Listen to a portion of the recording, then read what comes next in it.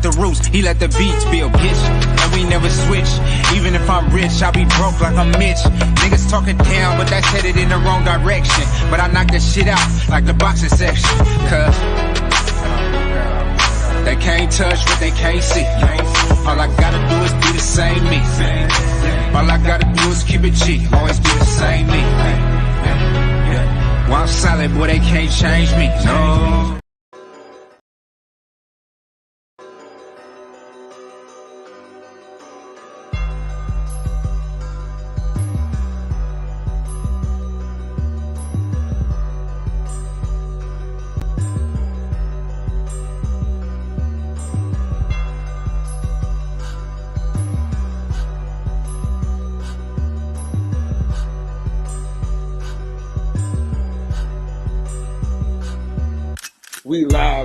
We live from the boxing section, you dusty ass niggas.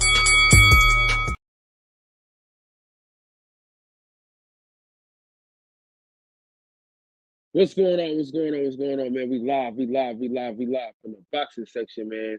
What's going on? Man, we got our resident referee back in the boxing section. The Sports Illustrated cover man, you know what I mean? He is one of the best referees, man. You know what I'm saying? We have no complaints about this man. And without further ado, how you doing? All right, my man. What's going on? They can't touch what they can't see, right? Come on now. So great to have you back in the section, man. How's everything been? Thank you, buddy. Man, I've been fantastic, man. Just trying to stay healthy. As older guys, we have to deal with ailments and things like that. It takes us a little longer to get going. So I appreciate the 10 a.m. start. For sure. Take us to Saturday. How was the event? What an exciting fight, man. I'm gonna tell you what, the build-up led to the fight that we received. Caleb and David Benavidez, man, those are two tough animals, brother. Two tough boys, man. And they came in there and they battled it out. What'd you think about it? Dude, that was man. Early on is fight of the year, man. I really enjoyed that fight. I really enjoyed that fight. I started out the night with a good fight with Cody Crawley and Abel Ramos. And man, that was a nice little war. I tell you what, that was not an easy fight for the judges. So how was it though? How like being in the mix of an event that big, is it to be normal now, or is it kind of like you still get the chills? Well, I've been in this boxing game for a minute. So I've been doing this since I've been in the ring out here in Vegas since '92. And even though as a judge, as a referee for about 13 years, there's always going to be some nerves because you're in the spotlight. You can't hide when you're in the center of the ring, and it's important that you're doing everything that you're supposed to be doing to allow this fight to go to its natural conclusion. The fans are rooting for their guys, so right off the bat, they want you to disqualify the other guy so their guy can win. So as far as the butterflies in the stomach, everyone gets nervous. Even the fighters get nervous before they get in the ring. Definitely. So there's been a lot of complaints about the refereeing, right? Yeah. About when you think about the holding, right? Excessive holding. Okay. When do you think it's warranted for a warning, or do you let it ride out? Do you let them fight out the clinch? What is your mindset as far as excessive holding goes? Well, excessive holding, first of all, one thing I want to say right off the bat, Kyle, is I'm glad you're doing this platform because you give us a chance to educate the fans on the rules of boxing. Okay. So, so I'm going to throw this back on you. What is holding to you? I mean, I think it's a part of boxing. I think being able to, if you're in some trouble, wrap up a little bit or to take somebody out the element, wrap up. I mean, it's a part of boxing. The Klitschko's, they did it for years. Mayweather was known for holding. I mean, people say it was excessive, but I mean, I don't know. I just think. Well, I'll tell you for me. So this is how I define holding, and this is what I get from my mechanics and the rules of boxing. You know, a guy's first of all, you have a clinch and then you have a hold. So most of the time, people see a clinch and they go, "Oh, he's holding." You know, a clinch. First of all, holding is a foul. It's a foul automatically. It's on our list of fouls. You can't hold the other fighter. But a clinch is something different. You know, if you get hurt, you're going to clinch. You know, if you're getting tired, you're most likely going to clinch. But then, as a referee, for me, and I tell the fighters this in the dressing room, if you're in a clinch and if the other guy has one hand free, he can punch. He can still hit you. You can't hit him if you're clinching him. But if you're trying to clinch me and I got a hand free, I can do all the work I can while I'm inside. Now, if the clinch gets to a point where there's no activity, what are you going to most likely hear the referee say? Break. Right. Okay. Now that's a command. Like we say in the beginning of the fight, obey my commands. So when I say break, that doesn't mean I'm going to come in there and wrestle with you. That means that you're supposed to protect yourself and take a step back and now commence the fighting. But if I say break and you don't protect yourself and take a step back and you stay in the clinch, what do we have now? Now you're holding. And so for you, right? When is it coming? When you're in the clinch, how? So when do you guys say, all right, that's enough of that? Let's take a point. Is it if it's too much in the clinch, or do you like let it ride a little bit? Well, but like I said, in a clinch is legal. It's the holding. So once I say break, and if you don't break, then you're holding. So now I'm going to say stop. Now I'm going to say stop, and that means you're going to stop everything. And now we're gonna talk about briefly why I stopped the action. Okay, see, that's what we needed. That's what we need. So the difference between clinching and holding is when the ref says stop. When the ref says break. When the ref says break and you keep the clinch going, it's no longer a clinch. Now it's holding. Okay. That's holding. Yeah. All right. Okay. See, this is why I'm glad we're doing this, because we need clarification, because we kind of just go off what we think. And it's always good to have a professional to let us know exactly what's going on, because you told us last time about the standing 8 count. And I was telling somebody the other day, I said, no, we had Rob in here the other day. He told us there is no more standing 8 counts. No, there's no more standing 8 count, no. Right. Mm-hmm. So this is great that we have you in here, because you can kind of walk us through everything. Okay, so once they say break and it keeps going, then that's okay. So if they keep holding after you say break, then there's warnings, and then there's Right. So once I see them in the clinch, and if there's nothing going on in that clinch, I'll say break. And if they don't break, now they're holding. It's a foul. And so, I mean, now typically are you going to go ahead and start taking a point for that? No, but you're going to let them know, listen, you're holding. Stop holding. You're going to give them a soft warning. And then, you're going to do an escalation clause with that, because if it continues on, of course, you're going to start getting to a point where you're going to have to take a point. Right. And see, you do a great job of not being in the way, right? A lot of times people say, oh, the referee's in the way, the referee's in the way. The thing about you is you're going to let them fight. You're going to, and it's always great to watch. Like if you heard, I know you probably heard this already, I know I told you, but a lot of people said, like, that fight that you ref was smooth. There was constant action. Man, I mean, you did a hell of a job, man. You know what I mean? We're not just saying that because you're here. We saying that because what we watch, what we see from you. We see that you're in there, but you kind of let them guys get after it, and it's always good to see. It's always good to see you in there. Thank you. And people pay to come see them fight. They don't want to see me in there. And I tell you what, I'm not in the middle. I'm not that excited about getting in the middle of these guys trying to throw some punches. This is what this is what the fans come to see.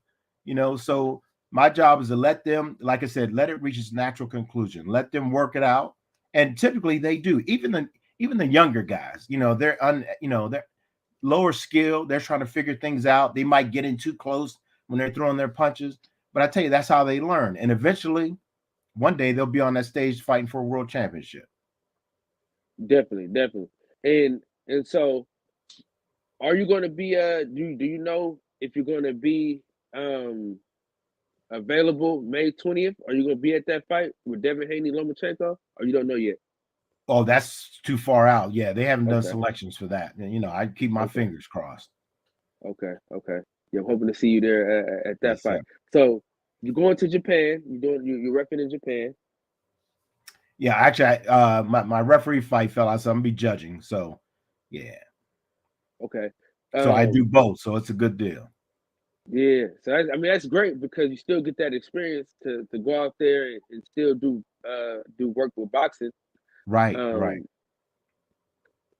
So man, damn, I wish you could have been repping, man. We'd love to see you like in action. You know what I mean? Thank you. Last time we talked, you enjoy actually being in the ring more than judging.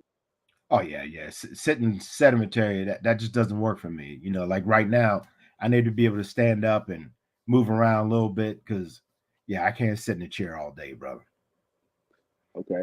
Now, question for you. Are you able to do you score the fights as you're watching them, like when you're not in that capacity, or are you just watching the fight? I tell you, I don't know when it took place, but probably about, I've been judging for 23 years. I would say probably a good 18, 19 years ago, I stopped watching fights as a fan.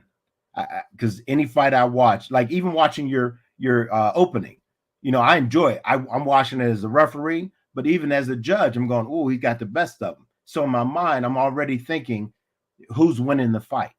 I'm never really looking at so much the fighters like I'm looking at this picture in your background with Floyd and Manny. I'm looking at who's winning the fight, So unfortunately, I don't get to enjoy the fights like you anymore.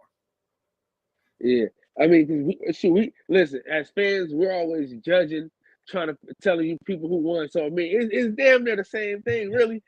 Well, and it should be. It should be. Most of the time, let me tell you, 90% of the fights, the fans are going to call it exactly the way it should be. It's those 10% fights. Those are the ones I train for, even as a judge and as a referee. I train for those 10% because those are the ones that end up in the news. Those are the ones that have the most controversy because there's that little something else that separated that fight from the other 90%. 90% of the fights, most people, the average fan can judge. It's that one where sometimes, man, it might come down to one or two punches during that round where the other fighter B wins the round, Definitely. And so that's like, and that's like one of the hardest jobs is judging because people don't understand that it's judged by round and not by the totality of the fight. Exactly. People think that the whole fight is judged, and they don't know that it's round by round. So they're like, "Oh, how could it be this or how could it be that?" But it's like by round. And so, question, right? Because you're on one side of the ring, right? And then there's another judge on this side, and then another judge on this side. Right. Do you think that watching it like on a monitor would help more, or would it kind of hinder you? Okay, so are you going to have the monitor ringside, or are you going to be in a room somewhere? Ringside. They do that with UFC. I do know that I think they still do it where they have a monitor there by the judge because in case they get on the side of the cage where the judge can't see it, they can watch it on the monitor. I'll be the first to say I wouldn't shoot anything down that's going to help the judge, as long as he's able to get some training on how to do it, and can know when he needs to pay attention to live, because as well as I do, You know, you can watch the fight at home, but is it the same feeling when you're there live? Right. No, it's not the same feeling. Yeah. Right. And it because so I don't know if I don't think I asked this last time. How do you block out the fans when you're judging? How do you block out the fans? Because it's like, you know, when people can miss 10 punches, but the crowd is going crazy because they swinging. how as a judge do you say, all right, he didn't hit him. Let me focus on the actual. How hard is it to like stay focused when the crowd is so crazy?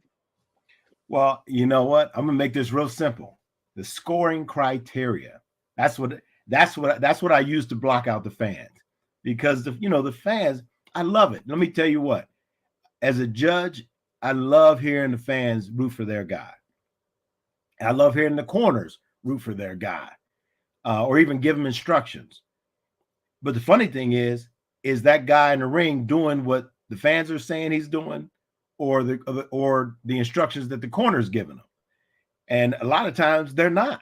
They'll be like jab, jab, jab, and he's throwing overhand rights, trying to throw this big punch.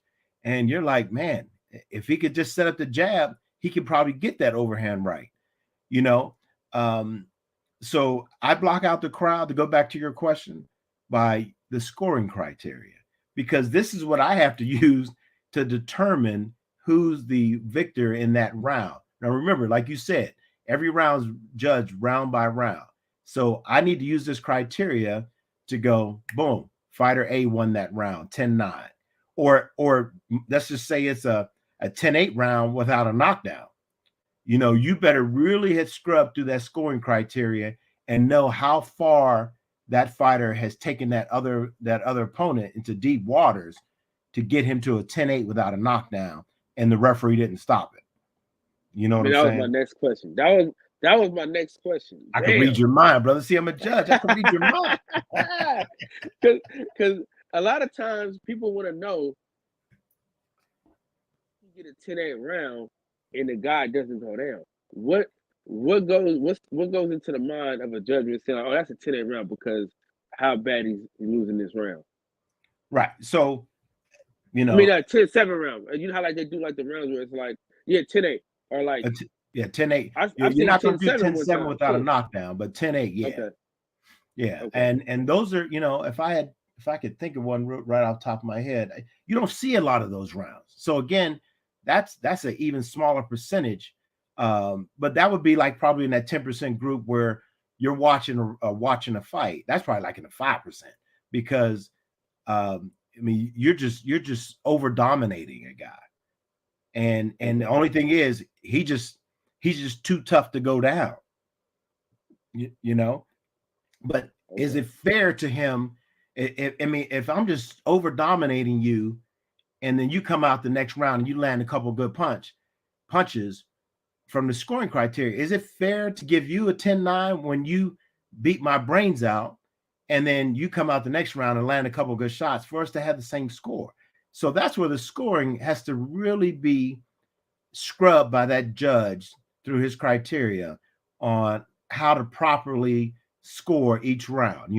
So like I said, a 10-8 round is an anomaly, but they do happen. Okay. For the people at home that may not know the criteria, you want to give it to them right quick? Okay. So you got clean scoring punches. That's right off the bat. You want to make sure, and clean scoring punches, you have ring generalship, and you have defense. But I'm going to be honest with you. The only thing that matters is the effective clean punches. That's the only thing that matters. If you got defense, that's good. That means you're not like the opening song says, they see you, but they can't hit you. But in ring generalship, being able to manage that dance in the ring, who's the manager? A good, effective leader manager is going to guide the other person towards the desired outcome for that round. So, but when it comes down to it, it's clean, effective punches. Score in the scoring zone. Okay, question. When somebody's just coming forward, right? Okay. they're not throwing any punches, right? But somebody's jabbing them, but they're not throwing any punches. I've seen judges give them that round. Because they're coming. Yeah. So in your mind, when somebody's coming forward but not throwing punches, how do you judge that round? Like I said, effective, clean, effective punches. Now I've seen what you're talking about. I know that happens. But what I'm saying to you, for me, if you're just coming forward and if you're not throwing any punches, you're not causing any damage. How can you win the round? Okay. Right? Definitely. Yeah. I'm with you 1,000% on that. If you coming forward is great. You're showing aggression. But with that aggression, you have to be effectively aggressive. Now, like what you're saying, the other guy is being he's a counter. He's countering. So he's going to be he's not aggressive, but he's landing the best shots. Right. Roy Jones, good example for that. Yeah, because I come into the mind of the Rashidi Ellis fight.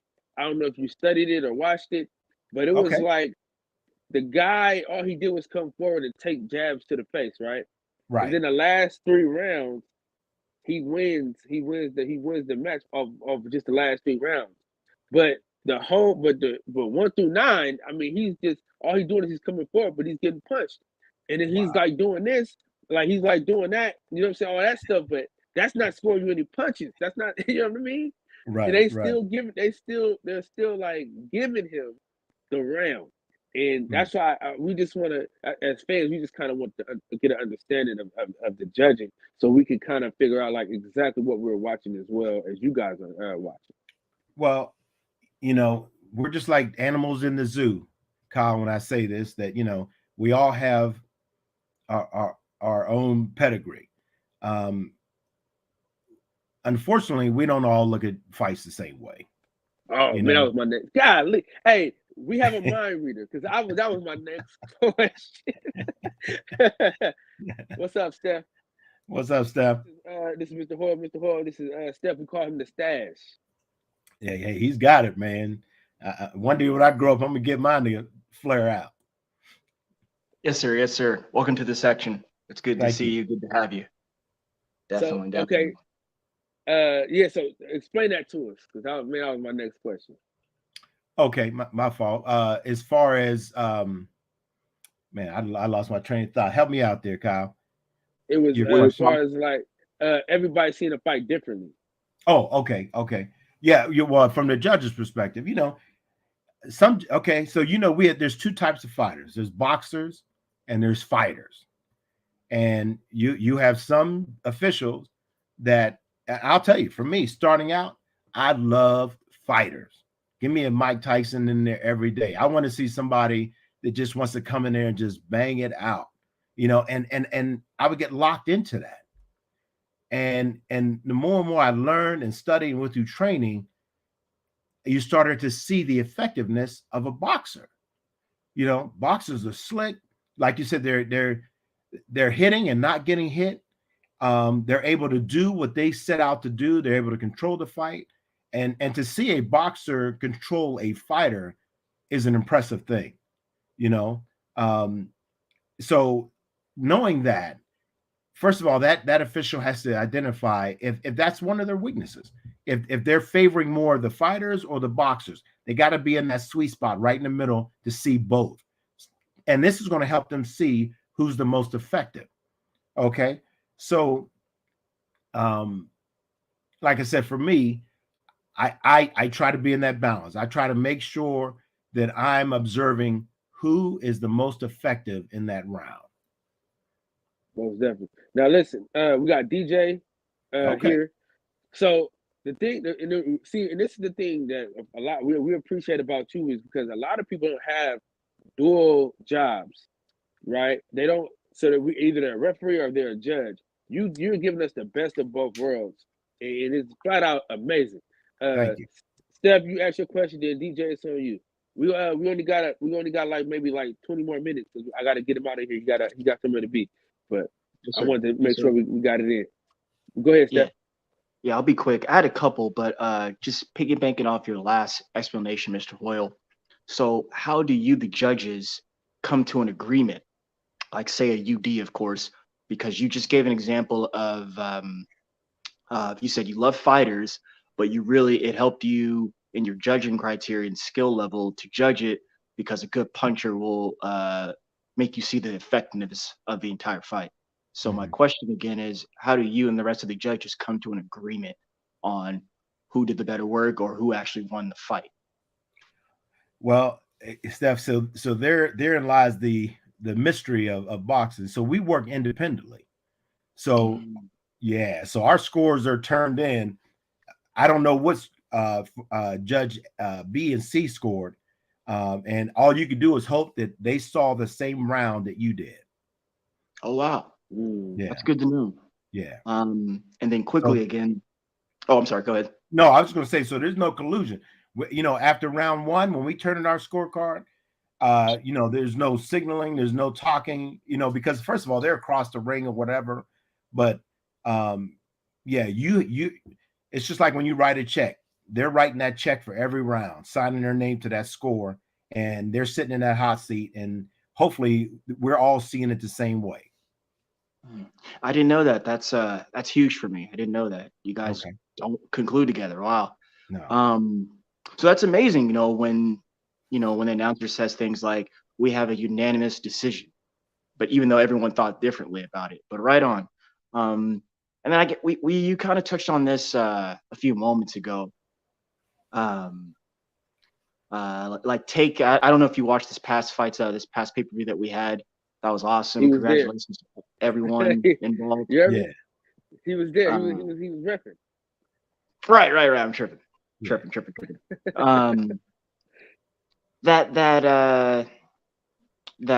the Colbert and Ryo fight. As I Okay. listen to you again talk about your experience and how you look at it, that's kind of what I was picturing. You had a really good, effective puncher who was using his aggressiveness to get in and get out of spots in Ryo, but you had a tough nose fighter in Colbert, who's actually the more natural boxer, was in there Right. fighting, Right. and making it interesting, and he came out on top. What are your thoughts about that? Well, you know what? I tell you, that is a great fight for us to study. Since I did referee that night, I was actually in the back stretching and getting ready for my next fight.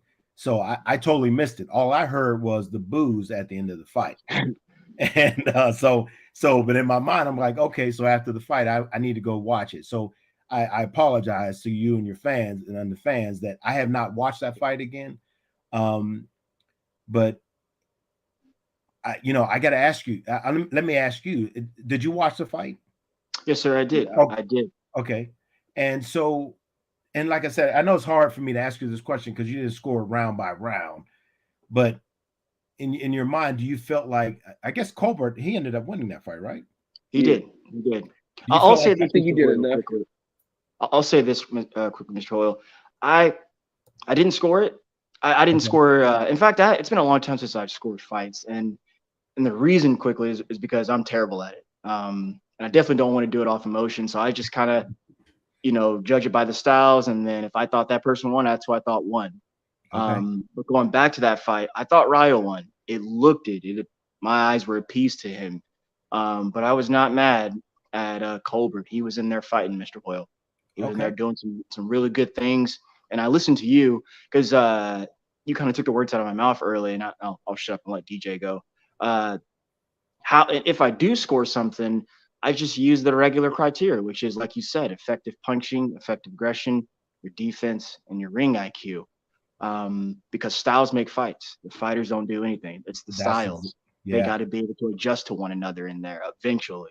correct. So I thought again, going back to you, listening to you, that's how I looked at it. I thought Ryu did, but Colbert was in there doing some good work, man. And when you got someone fighting for their life, I think you judges will reward that in many cases, it seems. So right on.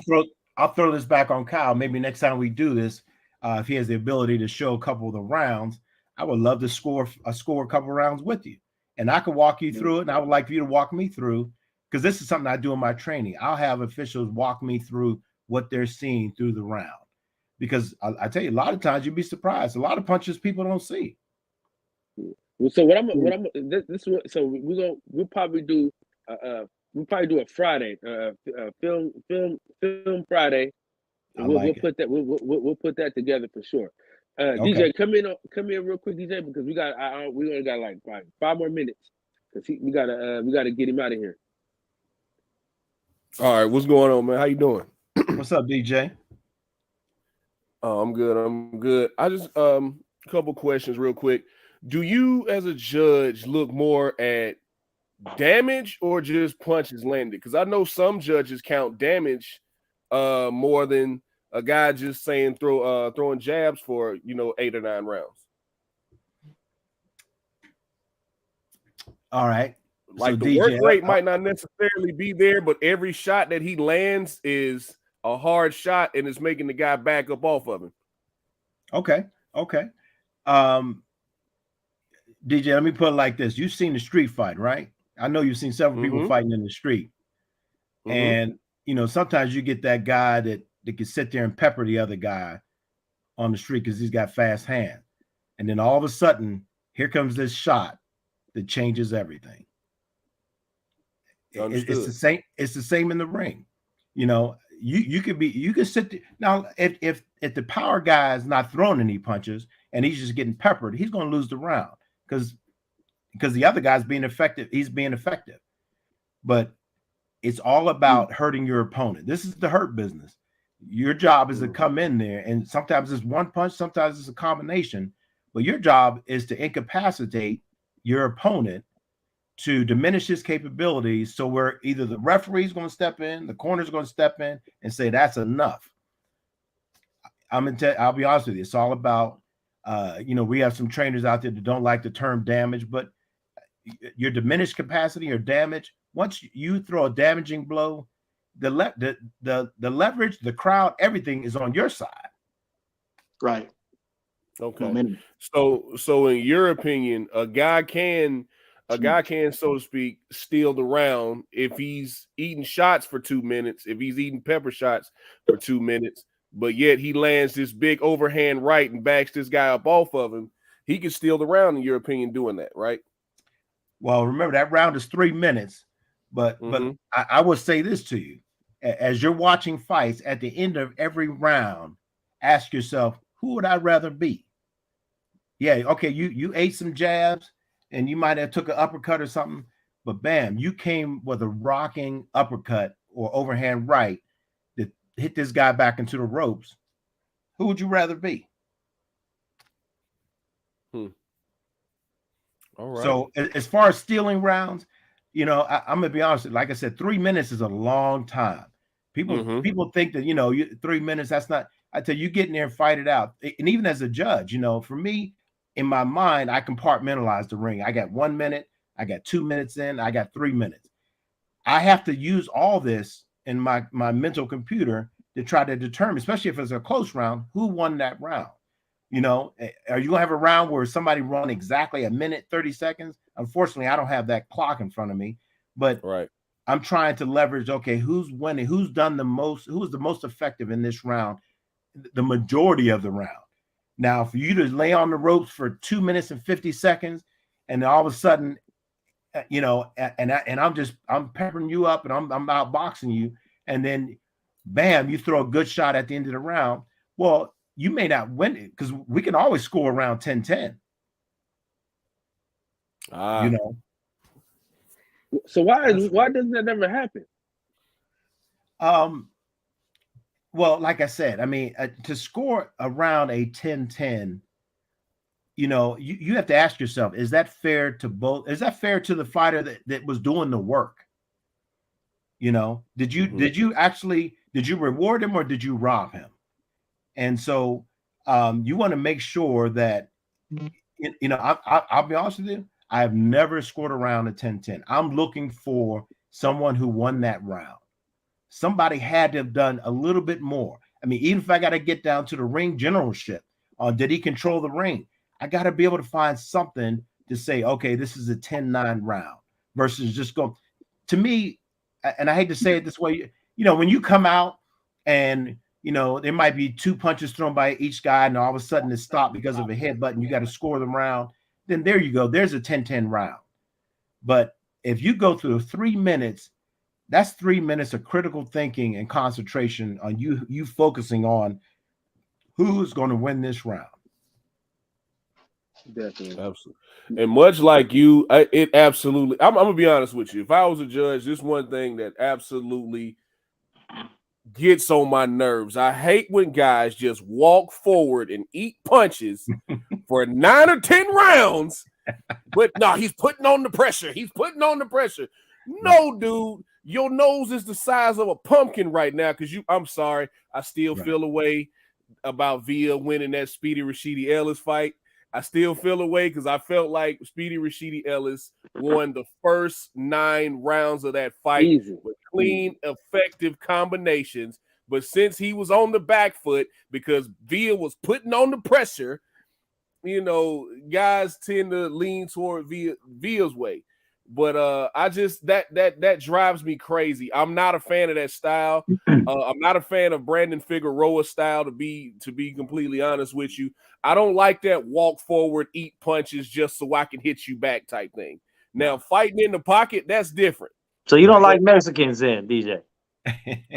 No, some Mexicans box in the pocket. There you go. Mex, don't start man, this, get out of here. Get out of here, man. Man, no, fighting in the pocket is different, but that I'm just gonna walk forward and eat punches so I can land a couple shots. I despise that. We gotta let Mex get a question because he got like 5 minutes, and I want everybody to at least get like a question. I'm not sure if you answered this because I came a little late, but I know that the 4 elements to scoring a fight, are they all equal, 25%, or are they in a order of most important? Order of precedence. So effective aggression is going to be number 1. You want the clean punches. That's what people come to see.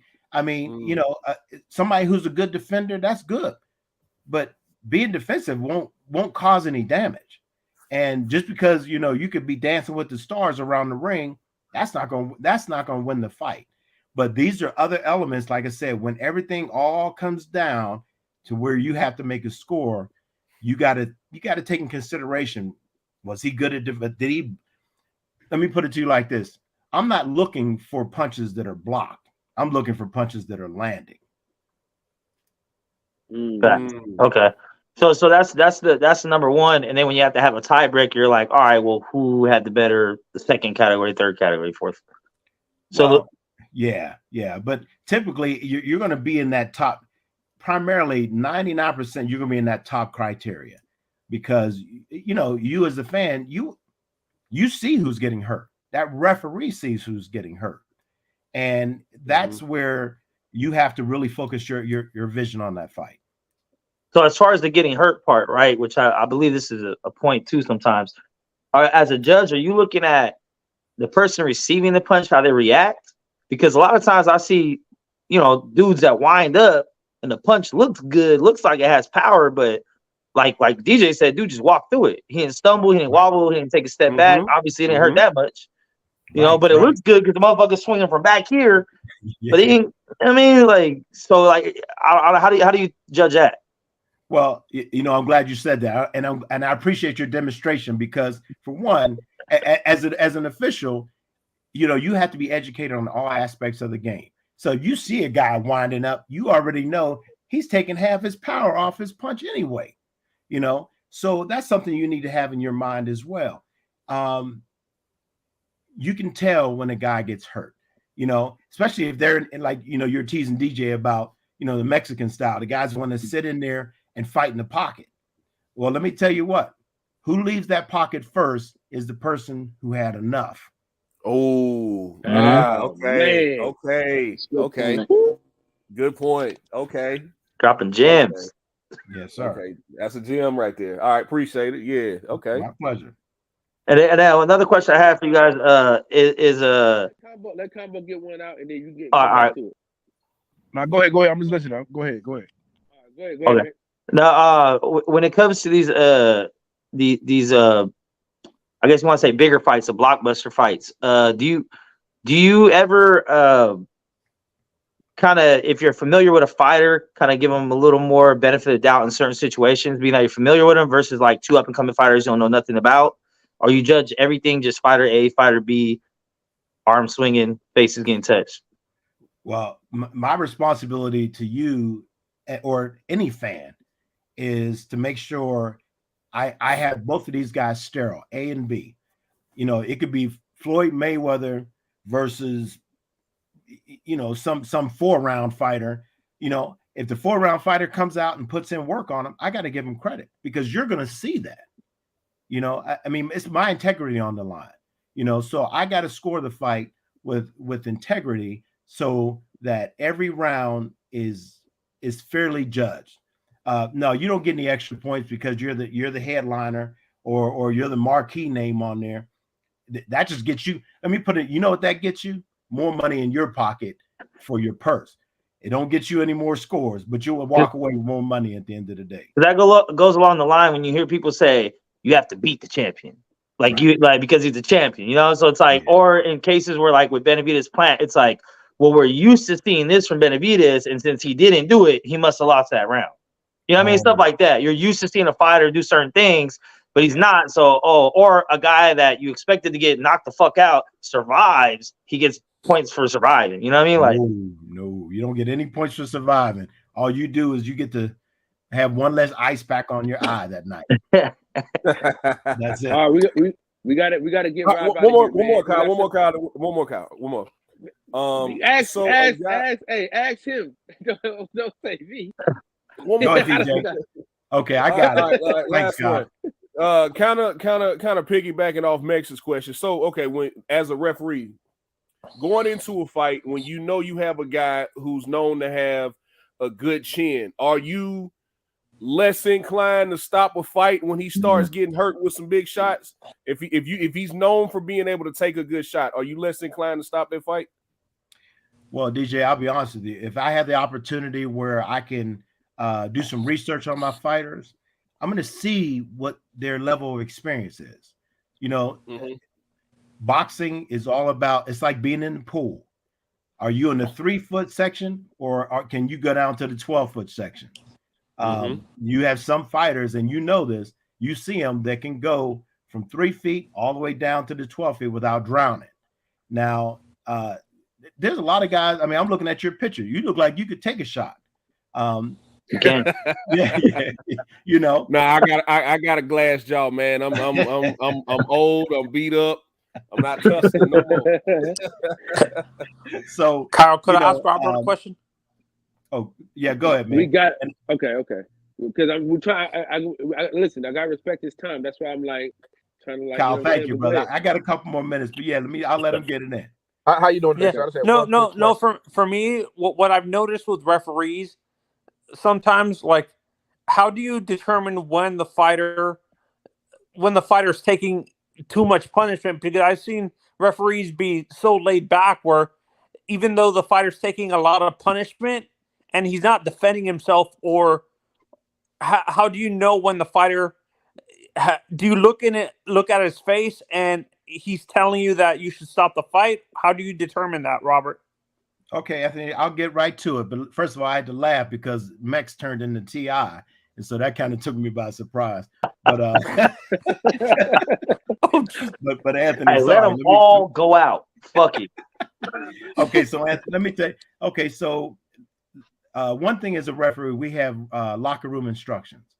Okay, and a part of my locker room instructions is I tell a guy, if you get hit with something and you disengage in the fight, so now the other fighter can let all hell break loose on you, and you're not you haven't re-engaged. And what I mean by that, you're not defending yourself anymore. You're not running away. You're not trying to clinch. You're not taking a knee. You're just catching punches. You've seen these guys just catching punches. I tell all these guys in the locker room, if it gets to the point where I see you're in a diminished capacity, I will say to you, and I'm going to gesture to you to show me something. That's telling you that I'm getting close to stopping this fight. But more importantly, I'm letting the chief second know that this is his opportunity because he's responsible for this fighter, that you either better give him some instructions or you better get up there on the apron and say that's enough and save your fighter. So to answer your question, when a guy's in a diminished capacity, I mean, their hands are down and now they're just catching punches. And, you know, you can go on YouTube and you'll see tons of fights like this where guys are just, and the referee sometimes just let them finish them out all the way down to the canvas. Your goal as a referee is to stop a fight one punch too soon versus too late. These guys are young, man. This is the hurt business. And, you know, the last thing you want is a cross on your resume. You don't want it. Ain't that what they signed up for, though? To die in the ring? I mean, there's a chance it could happen, right? It's a chance it could happen. There's a chance. But you let them get to the deep waters. You just don't let them drown. Right. I mean, I'm with you, man. I'm a fan of letting them go all the way the fuck out. They cannot get back up after 10, man. A 4-round fight or a championship fight. Because we've seen Castillo and Corrales. We've seen fights where it looks like a dude's done and they come back. I mean, if he ain't out in his 10 seconds he has to get up, then I mean, shit. But that's literally the job of the referee and the doctors and the cornerman. Like, that's literally their job, is to help protect the fighter from when they can't protect themselves. Then tell them not to fight.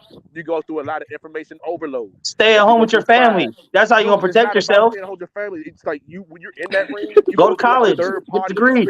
Sometimes you're getting hit with punches that you don't even know you're getting hit with. And then you go back in there and do a whole nother fight and get hit with another 150 punches. So obviously you don't care that much. Okay. I give up. All right, we got to get Rob out of here, man. Listen, Mr. Hoyle, we're gonna have him back. We're gonna have him back soon. We're probably gonna do, like, in order for us to, like, watch the fights together, we will have to do. I will have to do, like, the membership. So I'm gonna start the membership, and then every Friday, if y'all want to be a part of the Fridays that we do, we'll have Rob back in here every so often on Fridays. So if you want to be a part of that, I'm gonna do the memberships, and then we can all watch the fight together, and he can tell you exactly how he's judging it, or if we want to take him to the referee side, or why he stopped the fight, or why he let the fight continue. But we gotta let him go because he has somewhere to be at 11, man. And we just appreciate you for coming through here and spending time with us, man.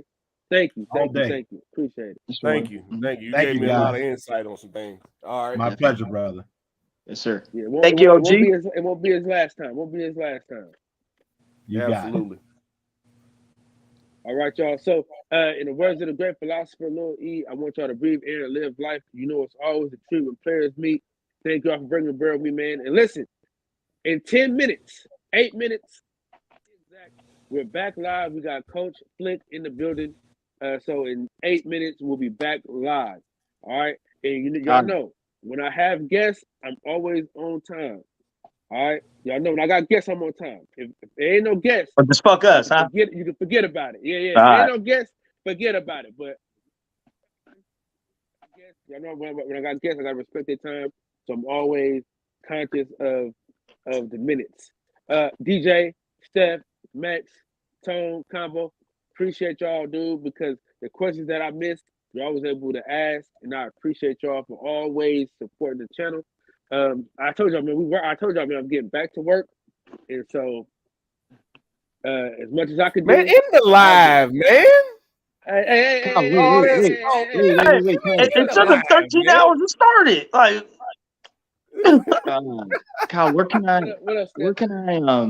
find Robert Hoyle, like his social media stuff? Like if I want to email him or question him or something. I don't know if he does it social like that. Okay, all right. I was just wondering. But we'll have him back on. We'll have him back on soon. But yeah, man, I'm gonna end this joint. I gotta holla at Flick real quick. Make sure he coming on, and then we back. We back in 8 minutes. All right, y'all, man. Peace.